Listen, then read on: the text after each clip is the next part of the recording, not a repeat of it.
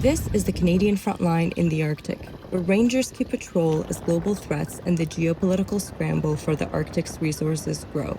This is what the locals use here to keep warm. Everything's frozen. In negative 30-degree temperatures, we rode along with the Canadian military on the final 300 kilometers of this year's Arctic patrol. You know, I've never been in space. I've never been in an astronaut suit, but if I could compare it to anything, it would probably be something like that. There's no teeth brushing, there's no face washing, you sleep in your clothes. It really is survival mode.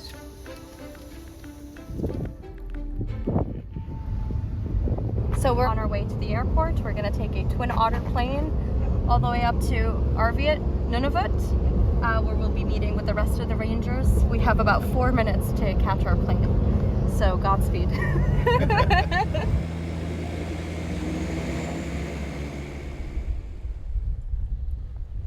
The Canadian Rangers are a unique component of Canada's military.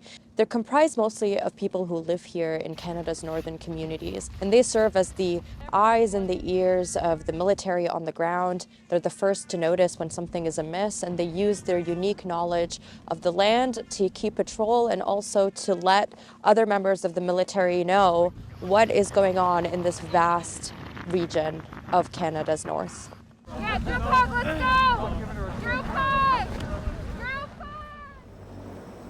You know, as someone who has lived in Canada for many years and who calls this place home, I'm aware that not many Canadians get to spend that time that we did up north. Not many Canadians have spent time with Inuit Rangers, and we learned so much from them, not just about how to survive in the cold, but also, you know, how they interact with the Canadian military up north and the role that they play in this overall larger geopolitical conversation surrounding Arctic sovereignty and security. Through being with all of these rangers and all these community members, you almost feel all of the generations of ancestors before them who have been on this land and passed down all of that knowledge.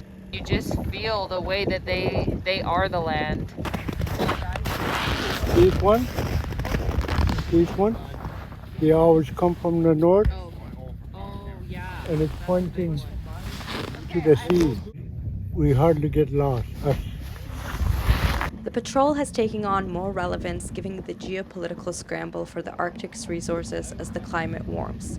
It also comes after US President Donald Trump threatened in January to annex Greenland, a Danish Arctic territory neighboring Canada, which had ramped up tensions between NATO allies. The Rangers started out in Western Canada and traveled 5,200 kilometers east, with Churchill, Manitoba, the polar bear capital of the world, as their final destination.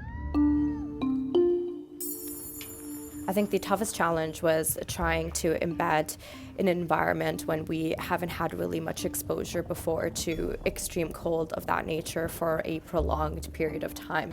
We have 2 long johns underneath and pants over top. And over top of that, we'll put on snow pants as well. I brought my snowboarding mittens and they weren't good enough, and so one of the rangers who's Inuit kindly lent me his coyote fur gloves that were made by his wife.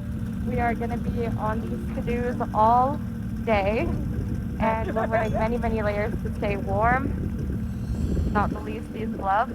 On your head, you also have to make sure that there's absolutely no skin exposure because you could risk frostbite. I wore many layers, including a neck warmer, a balaclava, a hat that was made out of beaver, a beanie underneath that, and my snowboarding goggles. And you're ready to go? Nadine, is that you? And there's a slowness to your movements because of all the layers that you're wearing. It's been like 3 hours that we've been out here, taking stops every hour or so along the way just to make sure everybody's good. It's been good weather today. If you can imagine, it's still like minus 30 Celsius, but this is considered a good day out here. I shared a tent with Julia, one of the rangers, and I remember her wrapping me up in the sleeping bag, zipping everything up, tying everything, so I just had this much of my face. And then she said, now pull your scarf up to cover your face because in the morning it will be frozen. And underneath us, there was a sheet of caribou fur that we slept over. And that was primarily meant to keep us warm because at the end of the day, we were sleeping on open ice. Taking photos or any type of footage while we're on the snowmobile was extremely difficult because it's not a smooth ride and you really have to hold on for your life. You're sitting behind one of the rangers and you're holding on, and it's an extremely bumpy ride. And in the beginning, I was trying to film that shot of us all leaving. Then there was a point I actually have to now hold on, I can't film, so I had to let the phone go. It was around my neck, and it was just recording for about 20 minutes. Then there was a kind of lull, and I was able to just about find my phone and press stop. It's like one big family, being a ranger. I feel kind of touched to be able to be part of this journey, being able to share what we've experienced during our lives. Very overwhelming.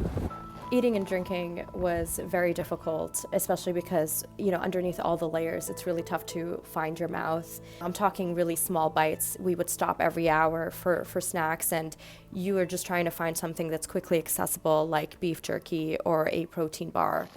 I also really appreciated some of the local food that we were able to try, like dried caribou. Some of the Inuit rangers kindly shared with us. During breaks, we tried dried Arctic char that was frozen, and it's a cold water fish that's native to that region, and it tastes a little bit similar to salmon. And in the morning, everything's frozen and you're just trying to defrost some of the food so you have some breakfast. The most incredible part for me was, of course, the scenery. It's not every day that you get to see a true Arctic landscape where you see the waves of the Hudson Bay crystallizing into ice. You really feel one with nature. I mean, when we camped overnight, we got to see the Northern Lights, which is such a spectacular sight that you only really get to see when you're that far up north. I think one of the most incredible things for me was when we were sleeping, was lying there and hearing the kind of the boom and the crack and the drip of the ice below us, almost like it was breathing. Along the way, the rangers stopped in 18 different local communities where they were housed and guided through the next leg of their trip. In RV at Nunavut, the hamlet hosted a square dancing event before sending them on their way. In the final 300 kilometers, emotions were running high among the rangers, who said that the end of their journey felt bittersweet. The other day we were talking about this whole trip being almost over, and I miss these guys.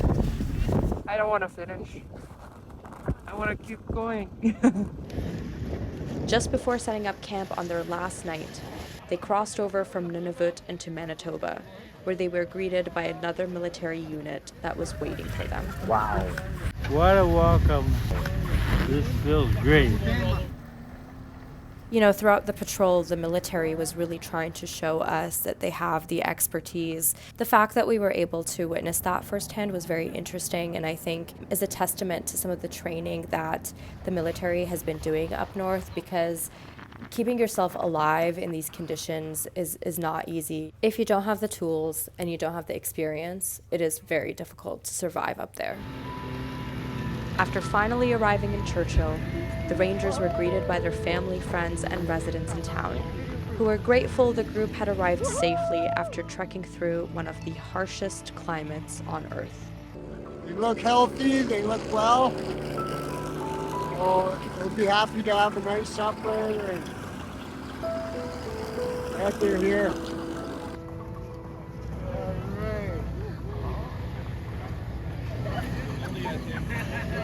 It feels great. Nice welcome.